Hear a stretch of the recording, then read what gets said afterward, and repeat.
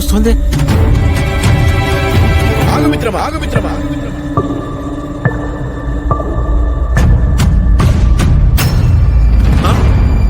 నన్ను చూసి కాదు రైతు సోదరా, మీ అజాగ్రత్తను చూసి భయపడు. నువ్విలా ఈ విద్యుత్ ఉపకరణాలను నేరుగా తాకడం వల్ల ఏమవుతుందో తెలుసా? ఏమవుతుంది? నువ్వే చూడు.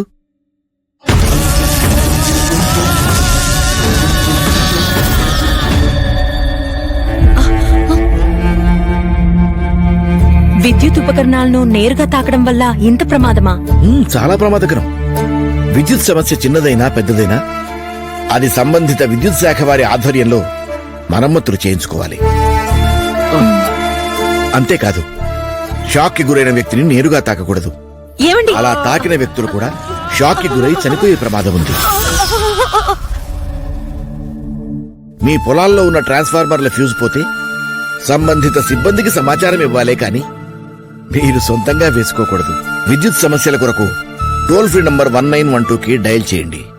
ఓ రైతు సోదరా, పంటకి నీళ్లు ఒక్కరోజు ఆలస్యమైనా నష్టం లేదు, కానీ నీకేమైనా అయితే నీ కుటుంబానికి జరిగే నష్టానికి బాధ్యులెవరు? ఒక్కసారి ఆలోచించు. Download ShareChat.